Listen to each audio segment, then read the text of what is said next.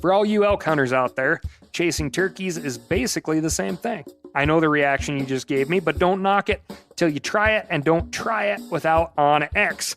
The Hunt app will not only help you find new areas on public ground, but I use it to find out landowner info to get permission on private ground that I see birds on as well. OnX Hunt has a special offer for you. Use code CAL to receive 20% off your membership at onxmaps.com/hunt and find more birds this spring. There's nothing like snook hook sets at dawn or catching a tarpon in the moonlight.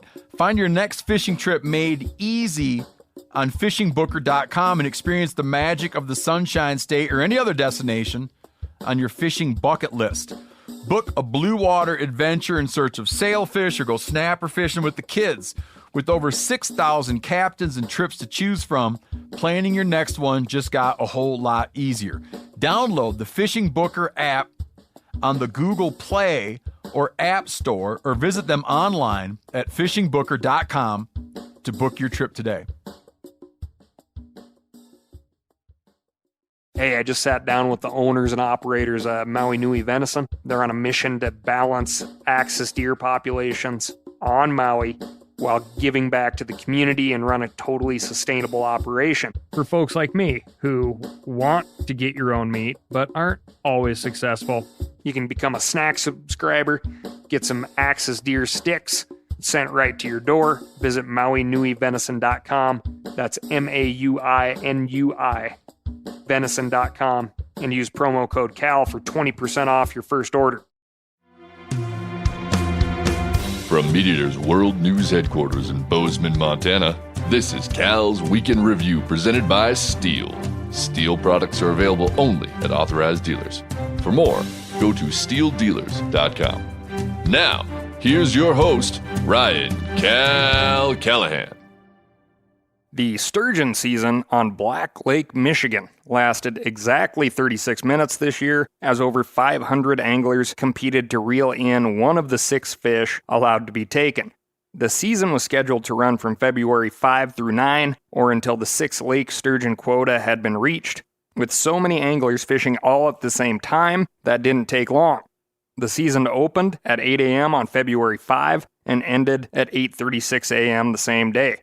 The Michigan Department of Natural Resources had originally set the limit at 7 fish, but they knew that with so many anglers, 2 fish could easily be pulled at the same time, so they dropped the quota back down to 6. Anglers were allowed to use spears as well as hooks and lines. According to the Michigan Department of Natural Resources, 5 of the caught sturgeons were male, 1 was female, and they ranged from 46 to 62 inches and 23 to 67 pounds. These particular fish aren't what you'd call elusive. All 6 had been previously caught by either the Department of Natural Resources or Michigan State University. The biggest, a 62-inch, 67-pound male, had been captured every year of the spawning run from 2002 to 2020, which means he had 18 chances to learn his lesson. Bet he thought about that when he wasn't tossed back in the lake this time around. Department of Natural Resources law enforcement officials were scattered across the lake to monitor the catch and announce the end of the season once 6 fish had been caught. Anglers were required to report when they'd harvested a sturgeon, and all 565 anglers on the lake received a text message each time a fish was caught. Lake sturgeon are a threatened species in Michigan, commercial fishing is prohibited, and if you couldn't tell, sport fishing is closely regulated. The Michigan Department of Natural Resources uses streamside rearing facilities to allow young sturgeon to imprint on a specific river in the hopes that they'll return to that river to spawn as adults. The facility that stocks the Black Lake is located on the Black Lake River, and the DNR stocks hundreds of sturgeon in the upper Black River every year. This week, we've got the Bad Bill Roundup. That's right. Get ready to hit rewind because you won't want to miss any of this. It all pertains to you. I'm going to take a minute right here to just give you a disclaimer on the Bad Bill Roundup. For each bill, I'm going to announce what state it's in. Like Idaho, California, Washington, what have you. Keep in mind, when I'm saying those words, that doesn't mean it doesn't apply to you if you don't live in that state. Every single one of these bills applies to you if you like to be outside and fish or dangle a worm in a creek here and there. You need to take these examples and be aware of what's going on in your neck of the woods, because I promise you something similar is. We're just living in that time, and you have got to hold your elected officials accountable. Now, jumping back to my week, I had a productive week, but, not for like super fun reasons. I had my very first non-emergency care adult doctor's visit since high school. Got blood drawn and blood work done. Got a tetanus shot that was highly recommended. And just got the results back from my blood drawing. And according to the doc, she said, just keep on trucking. Don't change a thing for another 39 years, is what I believe she said. So that's good news. As a bit of a celebration, I had cooked up the last of my big Lake Cascade perch. Fried them in a little bacon grease. And they were real tasty. One interesting thing. I'm kind of beat up from, seasonal employment and guiding and swinging a hammer on a bunch of jobs and falling off of roofs and all that fun stuff. And, I got like some achy joints and some swelling and whatnot. And there was a suggestion that I try to cut out gluten for 1 month. Not because gluten's like the root of all evil, but apparently it's an inflammatory, and the doctor suggested that I just try and kind of see what happens. She also suggested that I work in a little non-alcoholic beer into the mix. But, one step at a time here, Doc. Today is an unusual one. We're looking at gluten-free beers. Anyway, in other news, went ice fishing, and while I was navigating around the unmaintained dirt roads next to the lake, Snort launched herself out of the open window in the vehicle. We were doing about 25 miles per hour. Very surprising, shocking. Was immediately relaxed not to feel a bump under the back tire. Apparently, she just needed to poop really bad. I only include this here because it's a great reminder to all of you dog owners. No matter how well trained you have your dog, they can and will surprise you. Which is why the really smart people don't deal with surprises anymore, and they just commit to putting the dog where it belongs in a strapped-in dog box. Keep in mind, I'm typing this with Snort by my side. At this point, she's managed to wedge herself under my right elbow, making typing a bit awkward and slightly painful, if I'm being honest. Probably says something about whether or not I'm going to be using that dog box. All right, moving on to the Bad Bill Roundup.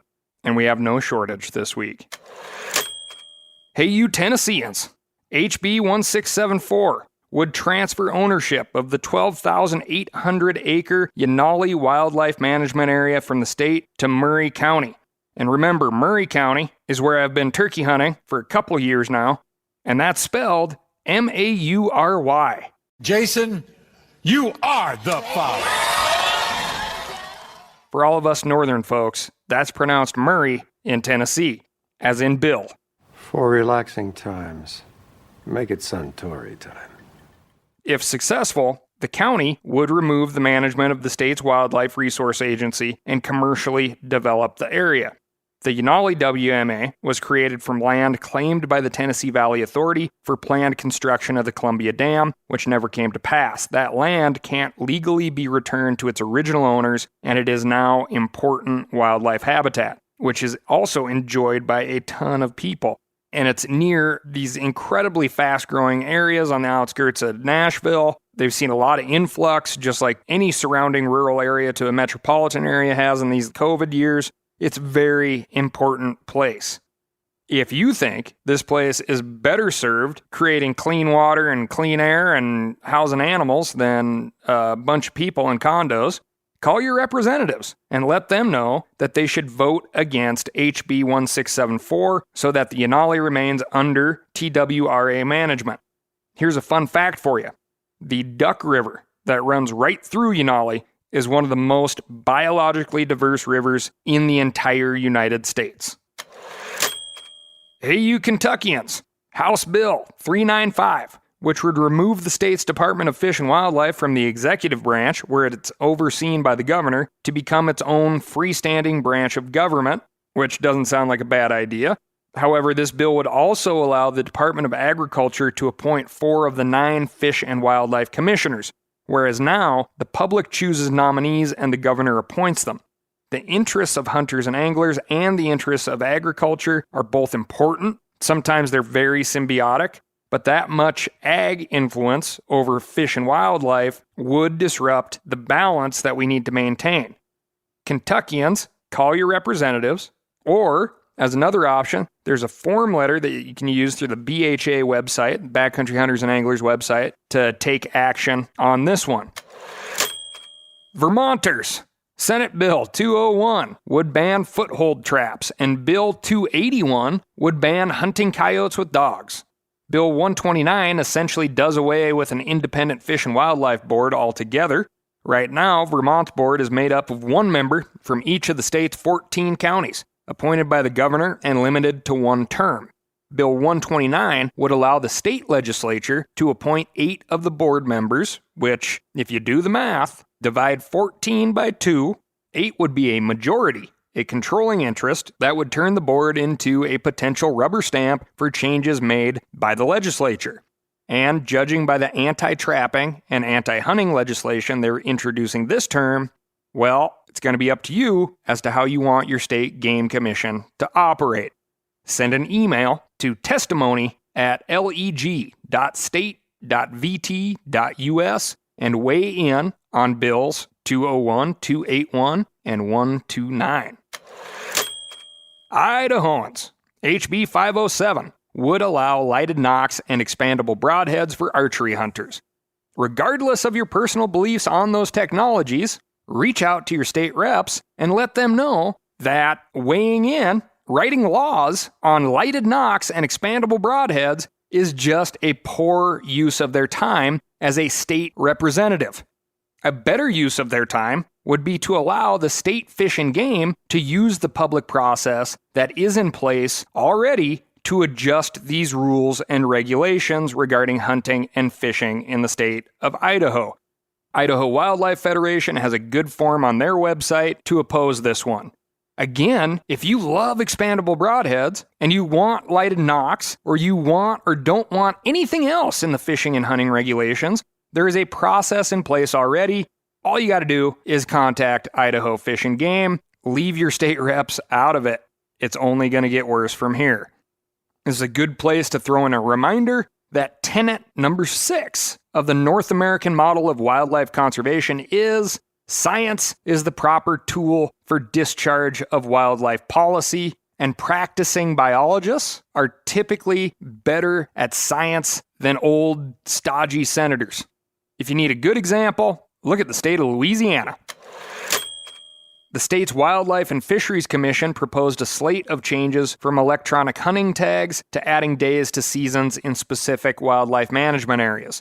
And, as they are mandated to do, they invited the public to make comments on those changes with a set ending date of March 3rd. With that public input, the commission will then decide, based again on that public input and science, on what to do with these listed issues. And next year, if conditions on the ground change, these measures that they made that included this public process can then be reversed as necessary or changed or augmented as necessary.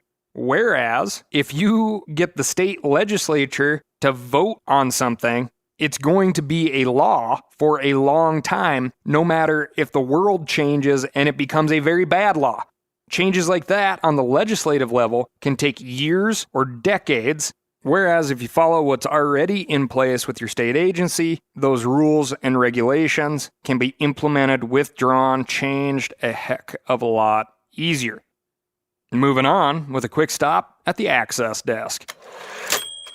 A judicial update out of Colorado, the Court of Appeals has ruled in the favor of 80-year-old angler Roger Hill, who in 2018 was forced off of a stretch of the Arkansas River by the owners of the surrounding land. Unlike other western states, Colorado's constitution does not protect the public stream access by stipulating that the underlying riverbed belongs to the public. Rather, the Colorado Court of Appeals ruled that Hill's access must be determined by the, quote, navigability at statehood test, which is used by the U.S. Supreme Court. That means that if this section of the Arkansas was used for commerce, at that time it could have been floating a raft of timber or beaver pelts or whiskey, all the way back in 1876 when Colorado became a state, then the riverbed cannot be private. That final determination is still open, so you can expect a ton more lawsuits and talk on this topic. It's also possible that Colorado could set up a board to decide which of the state's rivers are or are not navigable, which would preempt a lot of these lawsuits. Bottom line is, if you're a fan of access, you should be paying attention to this one. If you're a fan of the U.S. Constitution, you should be paying attention to this one. The United States could not become the United States if it weren't for navigable streams and rivers for commerce. And jumping back over to Wyoming for an update on corner crossing. If you recall, 4 hunters crossed from public land to public land at the intersection of 4 sections of land. Please go to themeateater.com for the in-depth history of this one by Sam Lundgren. He did a great job. These hunters were charged after some serious debate with criminal trespass by a Carbon County attorney, again, for walking from public land to public land. Well, at the end of January, the attorney representing one of the hunters appealed to have the case dropped on behalf of all of the hunters based on federal law that, in theory, supersedes Wyoming state law that says that corner crossing is not trespassing. In fact, keeping the public from accessing public land is illegal, and therefore the case should be dropped. Again, if you're a fan of access, or you just don't like to see good, hard-working Americans prevented from walking from public land to public land, you need to be paying attention to this one. As Sam writes in his summary of the situation, the state of Wyoming, plaintiff in this case, now has the opportunity to respond to this motion, which will eventually lead to a hearing and the judge issuing a decision on it. Those familiar with the process don't expect the dismissal with prejudice requested, meaning that the case couldn't be brought up again, as in it's been decided, but it remains possible that the judge could throw the case out and dismiss the charges against the hunters.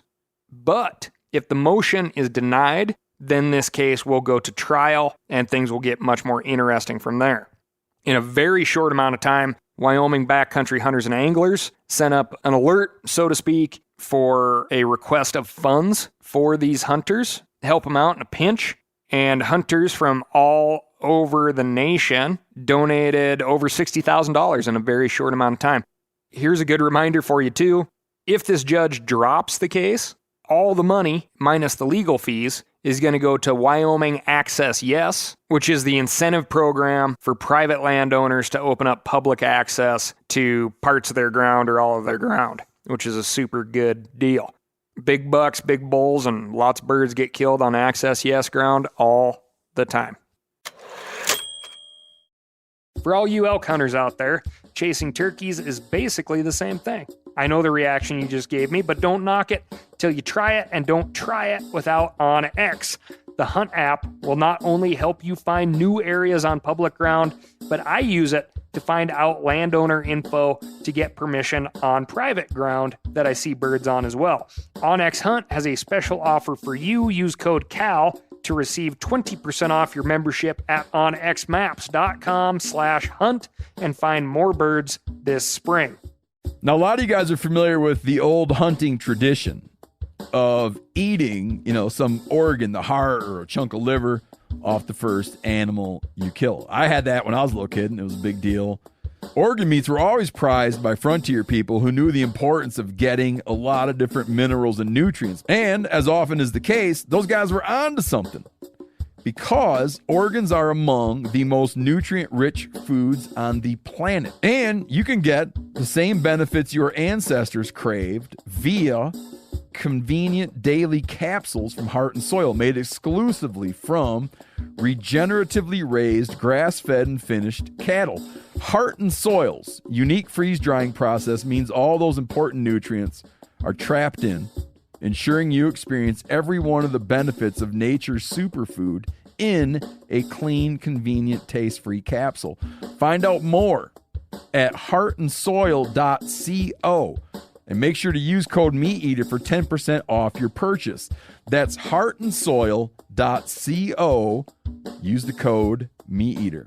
We've all seen plenty of gadgets and fads come and go, but here's one product that stood the test of time. Seafoam Motor Treatment. Lots of hunters and anglers know that Seafoam helps engines run better and last longer. It's really simple. When you pour it in your gas tank, Seafoam cleans harmful fuel deposits that cause engine problems. I'm talking common stuff like hard starts, rough engine performance, or lost fuel economy. Seafoam is an easy way to prevent or overcome these problems. Just pour a can in your gas tank and let it clean your fuel system. You probably know someone who has used a can of Seafoam to get their truck or boat going again. I guarantee you've listened to them because I use it, regularly. People everywhere rely on Seafoam to keep their trucks, boats, and small engines running the way they should the entire season. Help your engine run better and last longer. Pick up a can of Seafoam today at your local auto parts store or visit seafoamworks.com to learn more. Now, here's a couple of bills that we do want to get behind. First off, Recovering America's Grasslands Act still needs co-sponsors.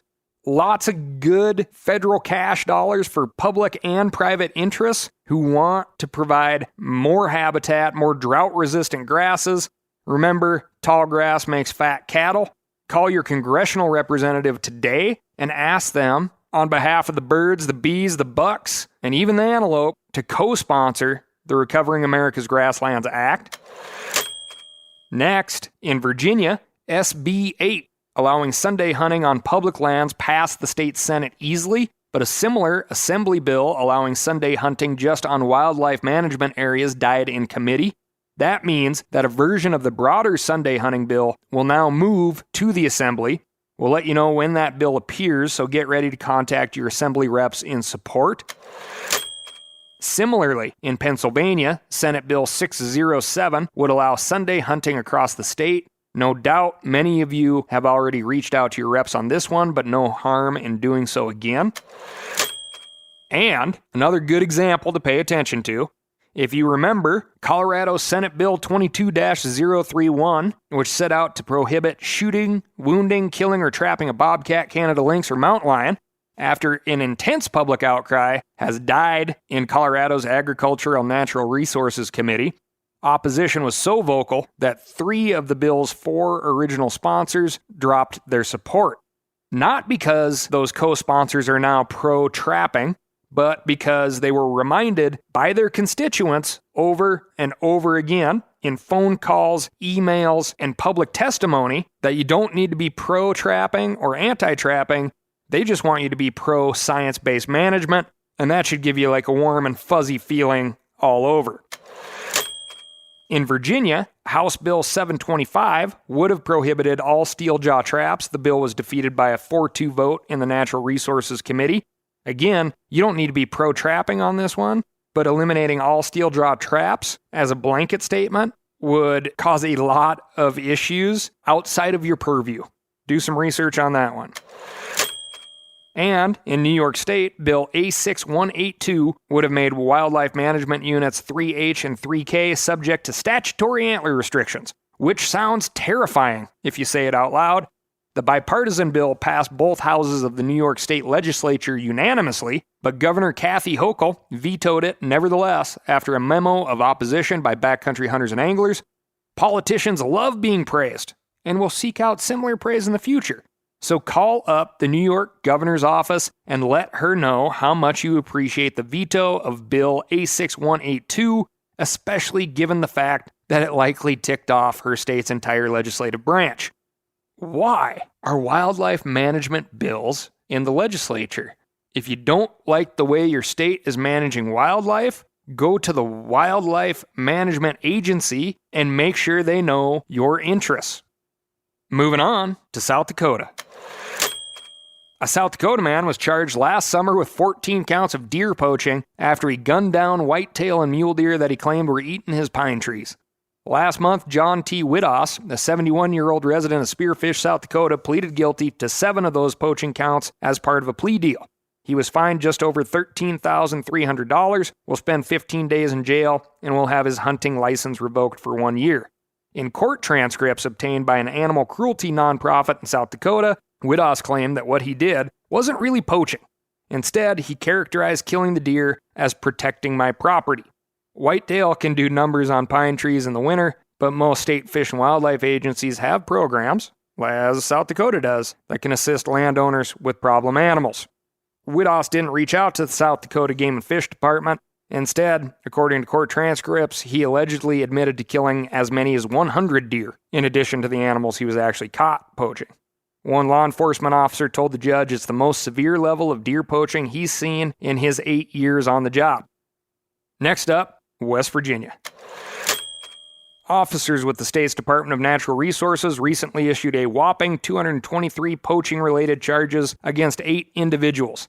The alleged poaching activities involved 27 antlered bucks taken with spotlights from September to December last year.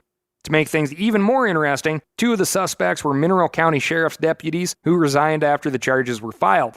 The only felony charges of the bunch were leveled against 55-year-old Christopher Biggs, who was appointed EMS chief of the Allegheny County Department of Emergency Services in 2019. He was charged with felony forgery and felony conspiracy and has been suspended from his job.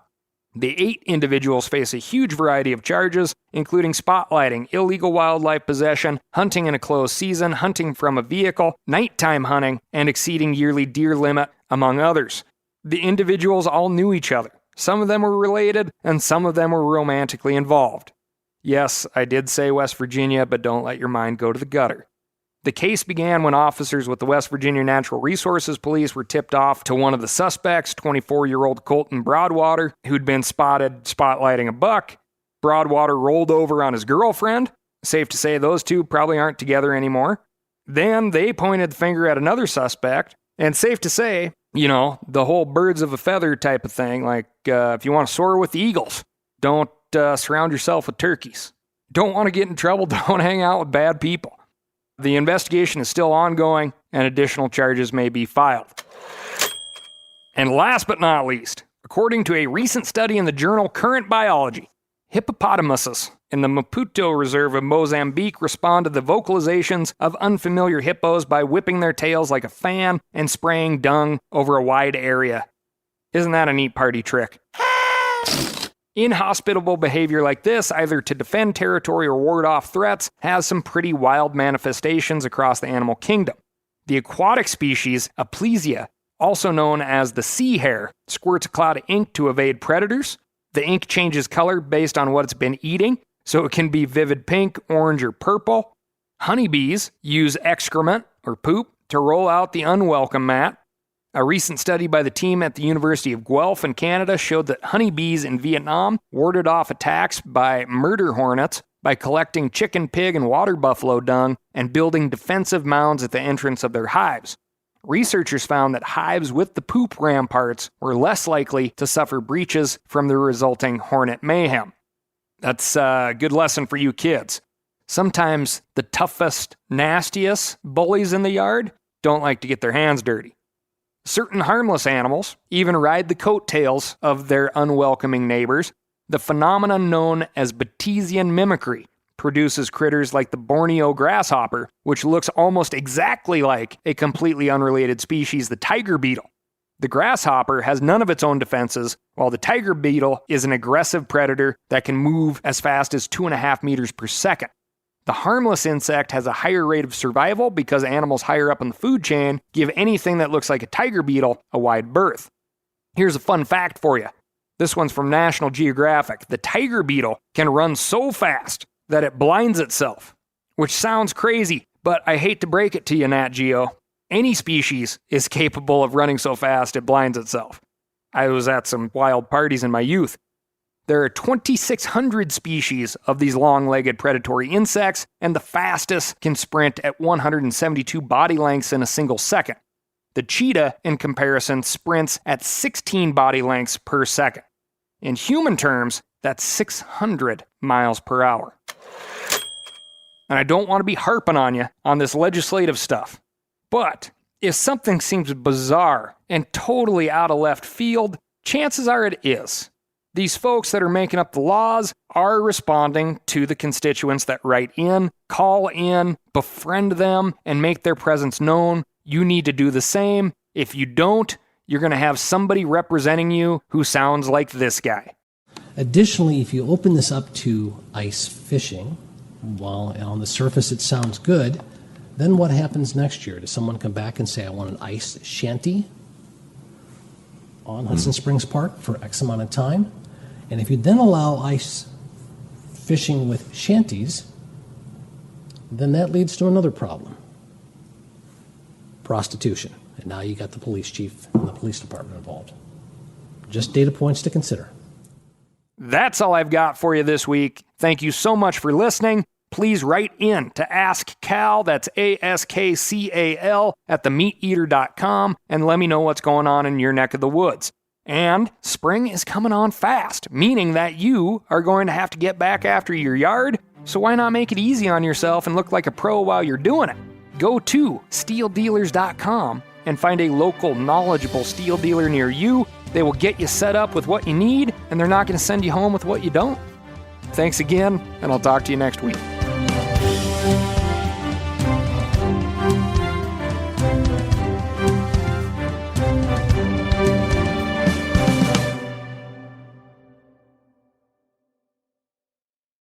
I'm sure a lot of you guys remember the old ceremonial hunting tradition of eating the heart out of the first animal you kill. Meat from those organs are among the most nutrient-rich foods on the planet. You can get those same benefits your ancestors craved via convenient daily capsules from Heart and Soil. Find out more at heartandsoil.co. And remember, use code MeatEater for 10% off your purchase. Outdoor adventure won't wait for engine problems. Things like hard starts, rough performance, and lost fuel economy are often caused by fuel gum and varnish buildup. Seafoam can help your engine run better and last longer. Simply pour a can in your gas tank. Hunters and anglers rely on Seafoam to keep their engines running the way it should the entire season. Pick up a can of Seafoam today at your local auto parts store or visit seafoamworks.com to learn more. That's seafoamworks.com to learn more.